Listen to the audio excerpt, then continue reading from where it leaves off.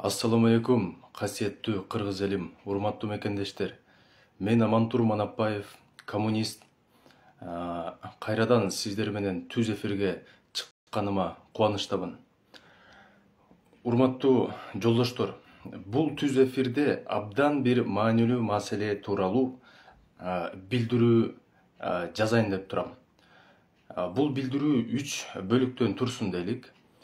Биринчи бөлүгү ошол бийликтин адвокаты болуп, бийликтин айдалма күчүктөрү болуп, кошоматчылык менен нан тапкан биздин жоопкерчиликсиз мекендештерибиз тууралуу, же башкача айтканда бийликтин кошоматчы бакма фейктору тууралуу сөз болмокчу. Экинчи бөлүк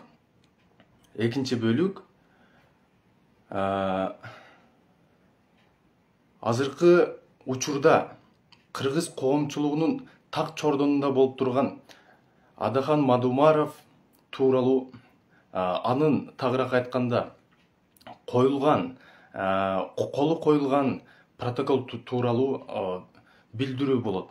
Үчүнчү бөлүк мындайча айтканда абдан кубанычтуу бир жаңылыктар менен сиздер менен бөлүшөмүн. Бул жаңылык саясий куугунтукка каршы орчундуу бир маселелердин чечилип бара жатышы тууралуу болот да. Эми урматтуу достор, бул түз эфирди максималдуу түрдө таратып, репост кылып, комментарийге өз пикириңерди жазып, суроо болсо суроону берсеңиздер, диалог өтө кызыктуу өтөт.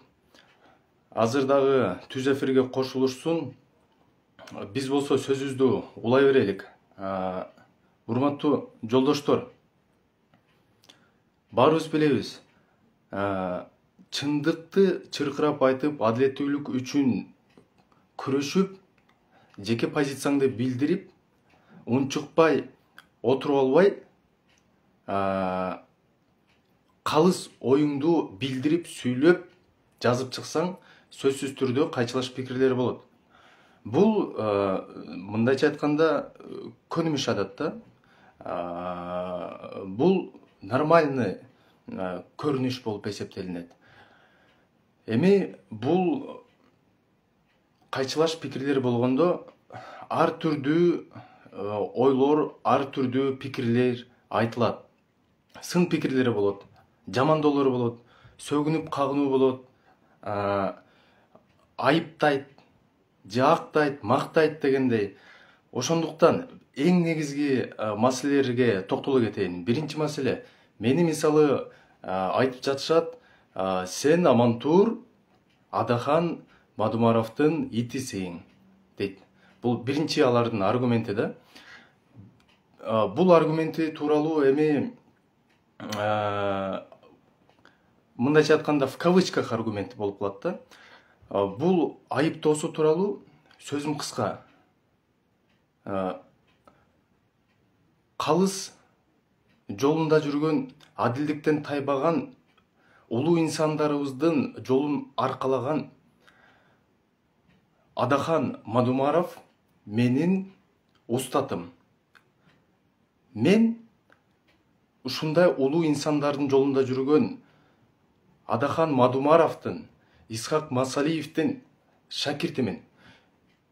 Алардын мындай күчтүү элдин таламын талашып келген, коркпогон, тайбаган инсандардын шакирти болгонума мен абдан кубанычтамын.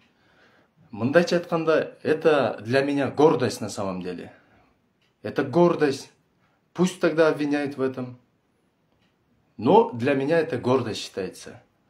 Поэтому вопросу мой ответ однозначный. Да, я последователь политической деятельности Адахана Мадумарова и Исхака Масалиева. И поверьте мне, не один год. Бул биринчи маселе. Негизи мындай да эме деп коет. 25 жашка чейин Биз көп окушубуз керек, китеп окушубуз керек, билим алышыбыз керек, көп нерсени үйрөнүшүбүз керек, тажрыйбабызды топтошубуз керек, билим топтошубуз керек. Ошол менен катар 30 жашка чейин ар бир мен бул жашоомду маани маңызы менен жашап өтөм деген инсан бир өзү туура жолдо адилдиктен тайбай жүргөн инсан дегендин аркасынан жүрөт да. Ошону менин устатым деп, ошондон үйрөнүп, ошонун жолунда түз кандай баштаган болсо ошондой жүрө берет. Бул абдан жакшы көрүнүш негизи. Анан тажрыйбасы мол болуп калганда, акыл эси жетип, мындайча айтканда, башында бир кулагынан кирип экинчи кулагынан чыга тургандай шамал токтогондо өзү кийин шакирттерин даярдаса боло берет. Ошондуктан ар бир кыран инсандардын устаты дагы болот, и шакирти дагы болот. Бул жакшы көрүнүш. Бул биринчи маселе тууралуу. Кийинки, мындайча айтканда, алардын оюнда аргумент. Алардын оюнда аргумент, бирок бул аргумент эмес. Бул бир гана баягы өзүн өзү актоо катары жазылган пикирлер, айтылган сөздөр. Сен жашсың дейт. Туура, мен жашмын. Менин жашым 26-да. Мен дагы алдыда көп нерсени үйрөнүшүм керек. Тажрыйба топтошум керек. Билим топтошум керек. Ушунда адилдиктен тайбаган биздин мыкты деген инсандарыбыздын аркасынан жүрүп, тажрыйба топтоп, элдин таламын талашканды үйрөнүшүм керек. Ошол менен катар, биз азыркы учурда негизи жалпы эле ишмердүүлүк тууралуу сөз айтсак, жашка карабаш керек да. Жашка карабаш керек. Эми көпчүлүк биздин аксакалдарыбыз тарынбасын, биз улууларды сыйлайбыз. Аксакалдар ар дайым төрдө отуруп келген, сыйлуу адамдарыбыз болуп келген, и боло берет дагы. Бирок ошол аксакалдардын арасында көк сакалдары дагы бар да. Ал көк сакалдары сакалы тизесине чейин жетип турса дагы, акылы кымындай эмес. Акылы мындай бир көрсөтүлгөн рамканын ичинде гана жүрүп калышкан да. Мындайча айтканда, орусча айтканда, барада есть и у козла дейт да.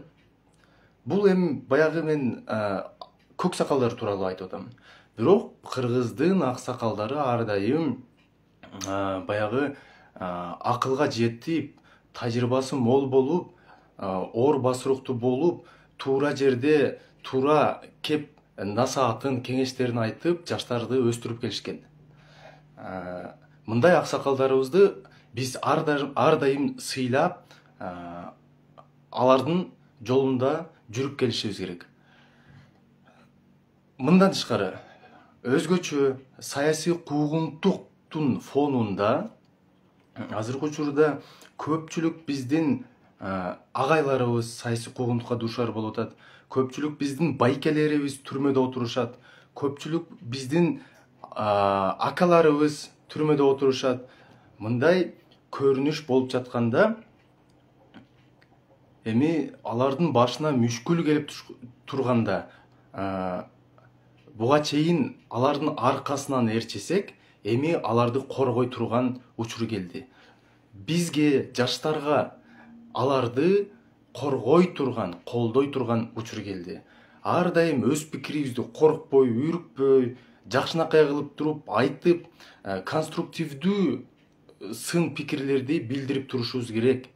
Ар дайым кайсы гана бийлик болбосун, ар бир бийликке конструктивдүү оппозиция керек. Конструктивдүү сын пикирди туура кабыл алышы керек.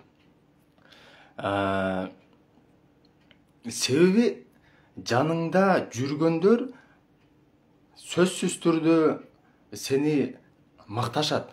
Бирок бул мактаган адамдар эң коркунучтуу болот. Мактаган адамдардан алыс болушубуз керек.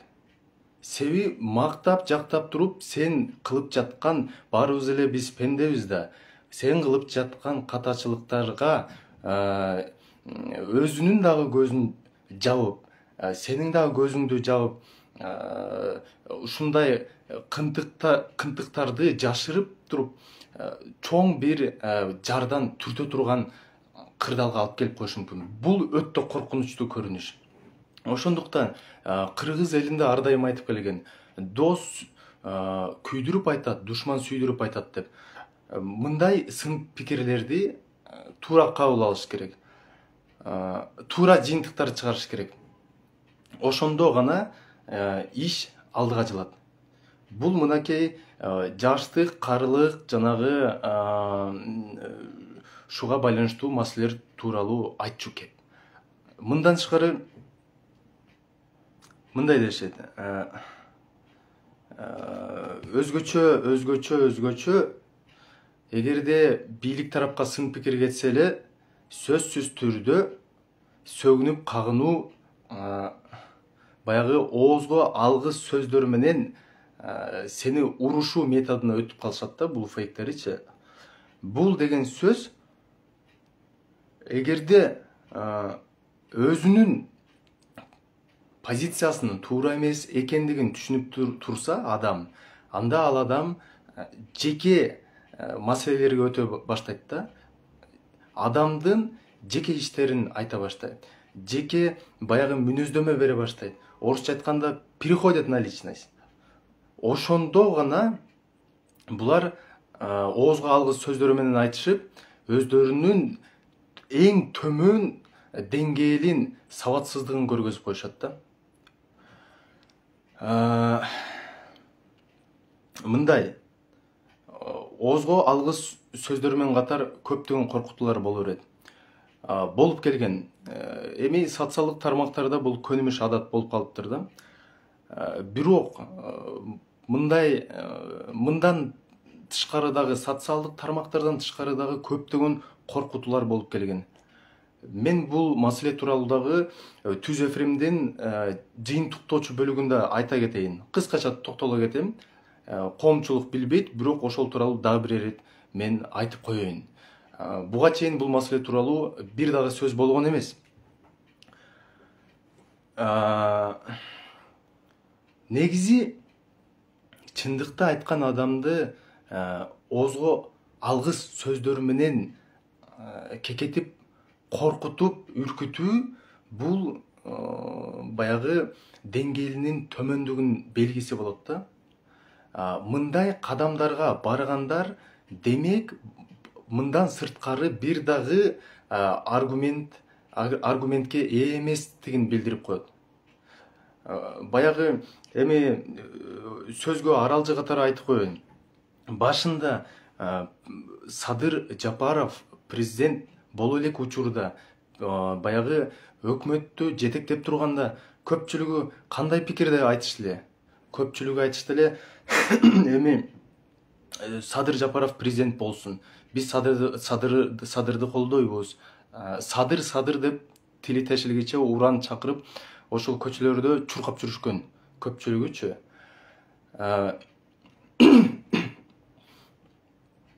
Эми мындай да, эгерде кимдир бирөөнү колдосоң, ошону коргоо үчүн аргумент керек. Кандай аргументти айтышты? Бул сөзгө аралжы катары эле айтып атам да. Эми бул киши өз жашоосунда көптөгөн кыйынчылыктарды көрдү. Жакындарын жоготту. Бул киши түрмөдө отурду деген сыяктуу сөздөрүн биз угуп келдик. Албетте, мен чын жүрөктөн айтам, адам катары мындай жакын адамдарын жоготууну эч кимге мен каалабайм. Душмандарыма да каалабайм. Керек болсо бул кишиге да каалабайм. Бул абдан өкүнүчтүү. Мен чын жүрөктөн бул маселе боюнча туура түшүнөм. бирок бул ал кишинин профессионалдуулугунун белгиси эмес да.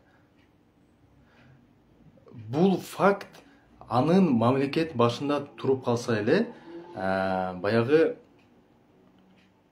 бардык иштерди туура жасап, элдин кызыкчылыгына иштеп, өзүнүн сабаттуулугунун эң жогорку деңгээлин көрсөтөт деген кепилдик эмес да.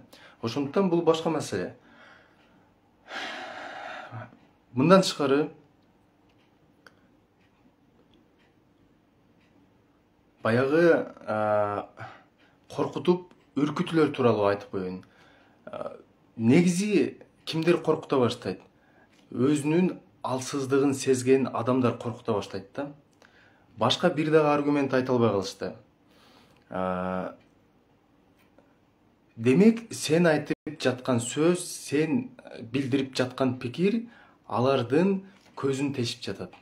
Чындык алардын көзүн тешип жатат. Бул көрүнүш абдан жагымсыз болушу керек мындай адамдарга. Ошондуктан бул эми жалпысынан эле сөздүн башы катары мындай фейктер тууралуу кыскача пикиримди билдирдим.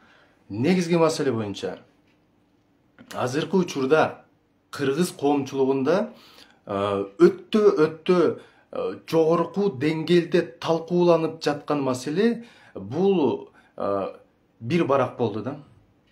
Бир барак болду.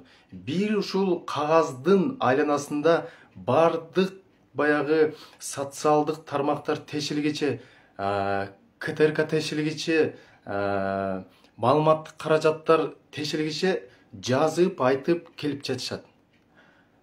Чындыкты кактан табабыз, калыс пикирлерди кайдан көрөбүз, кайдан угабыз деген ой пикирлерди дагы айтып келишет. Ошондуктан калыс пикир катары айтып коеюн мен. Мен Адахан Мадумаровдун, тагыраак айтканда, Адахан Мадумаров жетектеген Бүтүн Кыргызстан партиясынын мүчөсү эмесмин. Мен Кыргызстан коммунисттер партиясынын мүчөсүмүн 2014-жылдан бери. Мен коммунистмин. Ошондуктан жеке пикирим боюнча бул маселе тууралуу калыс оюмду максималдуу түрдө мындайча айтканда адилеттүү билдирүүгө мүмкүнчүлүгүм бар десек болот. Эми мындай болуп атат да. Баягы кыргыз-тажик чегарасы абдан көйгөйлүү маселе. Бир гана кыргыз-тажик чегарасы эмес. Негизи эле жалпысынан эле чегара маселеси абдан бир орусча айтканда тонкий вопрос. Тонкий вопрос. Мындай маселелерде эмоцияга алдырып туруп, катуу сөздөрдү айтууга болбойт.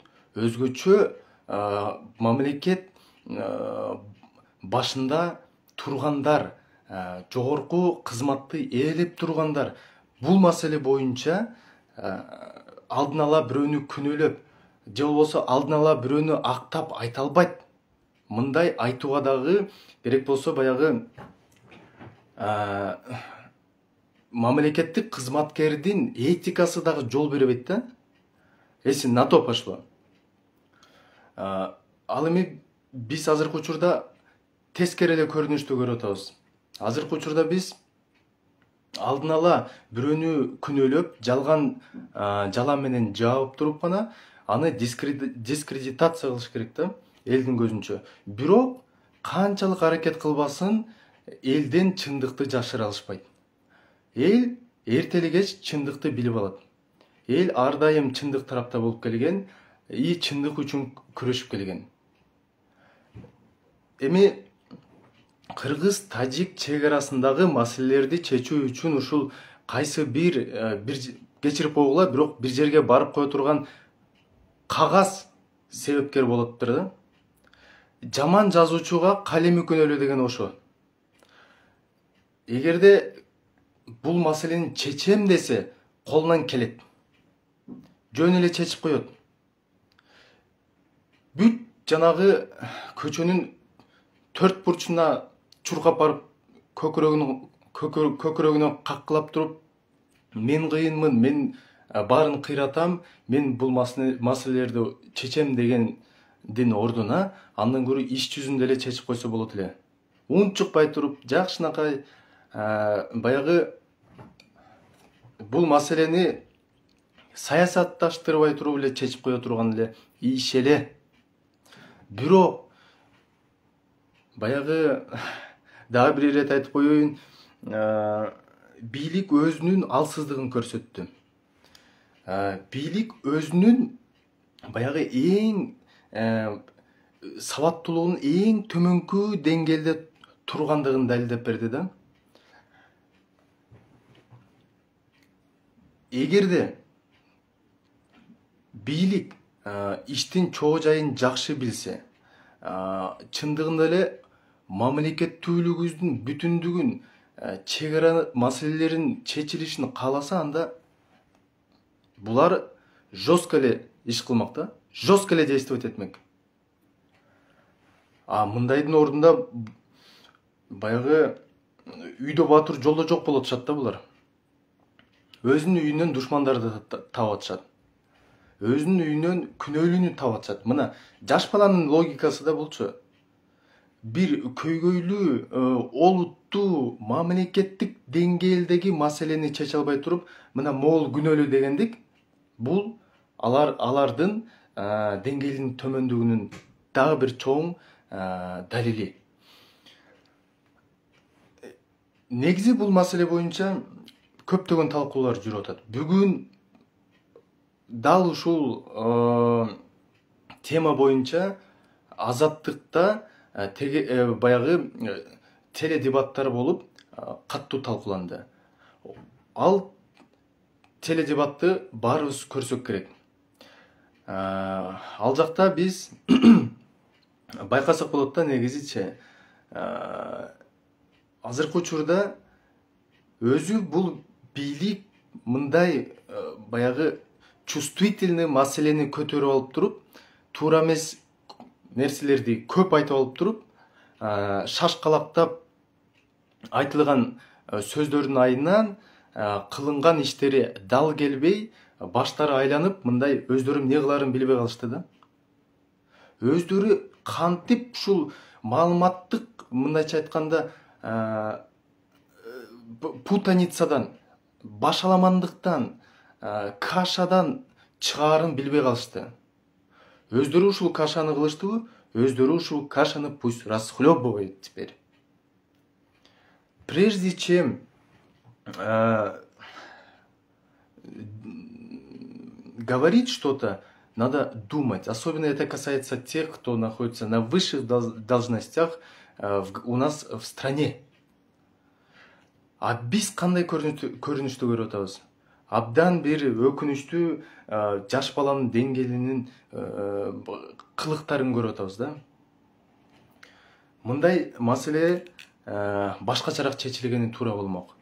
Булар эми маселени саясатташтырып туруп, өздөрү жеке саясий упай топтоо максатында ушундай бир кишини алдын ала соттун чечими жок, элдин макулдугу жок, бир кишини күнөөлөп, жалган жала менен жабып, баардык мамлекеттик, административдик, финансылык ресурстарын колдонуп коюшту. Бул боюнча убагы келгенде өздөрү дагы жооп берет. Мындай да, ушул эле чек ара маселеси боюнча так 9 ай мурун эски аянтта жүздөгөн биздин азаматтарыбыз чыгып, чыркырап чек ара маселесин чечип бергиле, мындай көйгөй болуп атат, бизге туура жолду көрсөткүлө, кандай кадамдарды кылабыз, бир ооз айтып койгулачы, өзүңөрдүн позицияңарды билдирип койгулачы деп турган элди жөн эле мындай бир игнорировать этип туруп калтырып коюшкан да. Ошол учурда андан көрө маселени тез арада чукул түрдө баягы бардык ресурстарын жумшап, ошол жака андан көрө кетирген финансылык, адамдык ресурстардын бир адамга кетиргендин ордуна чек ара маселесине кетирсе жыйынтык чыкмак. Мынакей ушундай маселе болуп атат. Эми сөзүмдү жыйынтыктап жатып, өзгөчө түрдө саясий куугунтук маселеси тууралуу айта кетейин. Буга чейин мен саясий куугунтукка каршы бирдиктүү элдик кыймыл түзүлүшү керек. Ушул кыймылды түзүүгө жардам бергиле деп мен жалпы коомчулукка кайрылганмын. Бул кайрылуум көпчүлүккө жетти. Азыркы учурда Бишкек шаарында көз карандысыз өздөрү ишин алып барган, ишмердүүлүгүн жүргүзгөн баягы саясий куугунтуктарга каршы топтор түзүлүптүр. Бишкекте мындай саясий куугунтукка каршы көз карандысыз 2 топ түзүлдү. Алар бардык жанагы конституция алкагында, мыйзам алкагында ишмердүүлүгүн алып барып жатышат. Бул эч кандай юридикалык уюм эмес. Бул жакта лидерлер жок. Лидерлер бул эл. Көздөгөн максаты адилеттүүлүк, көздөгөн максаты саясий мотивдер менен камалган биздин кыран инсандарыбызды, Жеңиш Молдокматовду, Тилекматты, Азамат Мусакеевди, эл ынтымагынын балдарын, Бактыбек Калмаматовду абактан мыйзамдуу түрдө бошотуп алуу максаттарын көздөшөт. Мындан тышкары чындыкты айтып турган, коркпой элдин таламын талашып жүргөн биздин инсандарыбызды коргоочу кыймыл катары болот да булчу.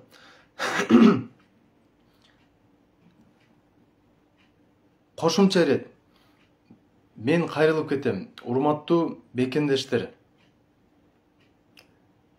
баарыбызга белгилүү, Кыргызстанда 2 стратегиялык шаар бар.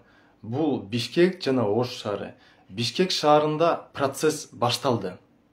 Процесс жүрүп атат. Эми Оштук менин жердештериме, мекендештериме, акаларыма, укаларыма кайрылам. Урматтуу мекендештер,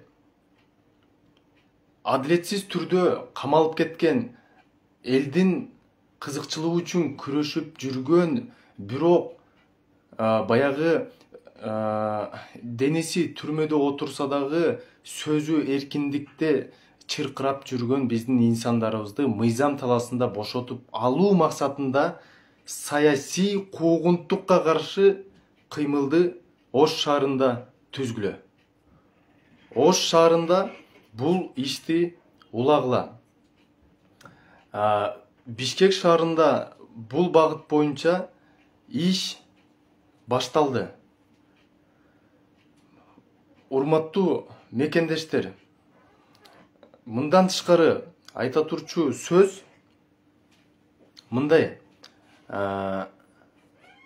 Азыркы учурда саясий куугунтук маселеси абдан актуалдуу маселелердин бири. Тагыраак айтканда, эң актуалдуу маселе. Эгерде 2020 жылдын эң актуалдуу көйгөйлүү маселеси бул ыплас шайлоо болсо, 2021 жылдын мындай маселеси саясий куугунтук маселеси. Ошондуктан сиздерден сураныч, абдан бир чоң көңүл коюп, бул ишти алып барууга жардам бергиле. Биз колдон келишинче бардык кадамдарды кылышыбыз керек. Урматтуу жолдоштор, мамлекетибиздин бүтүндүгү, элибиздин бакубат жашоосу ар бирибиздин колубузда. Өз бактыбыз өзүбүздүн колубузда. Өз бактыбыз үчүн өзүбүз күрөшкөндү үйрөнөлү. Ошондуктан биригели бир муштун болуп туралы, ынтымакта бололук. Бирден жүрсөк, бирден сындырат. Чогуу жүрсөк, эч ким сындыра албайт. Ошондуктан биздин күч бирдикте, ынтымакта. Ар дайым кылган аракеттерибиз элибиздин кызыкчылыгы үчүн болсун. Сиздерди дагы бир ирет чакырам. Саясий куугунтукка каршы кыймылдарды жерлерде, региондордо, шаарларда, айылдарыңарда уюштурууда биринчи комитет түзүп алгыла. Ал комитетке саясий куугунтукка дуушар болгон биздин инсандарыбыздын өкүлдөрүн кошкула. Ал туугандары болушу мүмкүн, тарапташтары болушу мүмкүн, партиялаштары болушу мүмкүн. Уюшулган комитет саясий куугунтукка каршы иштеген, каршы жүргөн элдик кыймылдын уюштуруучу гана маселелерин чечиш керек.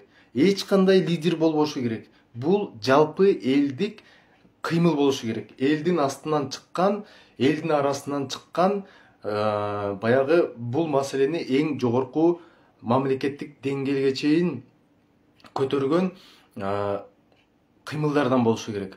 Ошондуктан жерлерде уюшкула, чогулгула, мыйзам таласында күрөшкүлө. Урматтуу мекендештер, сиздерге чын ден соолук, үйүңүздөргө тынчтык, мамлекетибизге өнүгүү каалайм. Ар дайым бар болгула. Биздин күчүбүз биримдикте. Ар дайым ынтымакта болуп туралы. Жеңиш биз тарапта болот.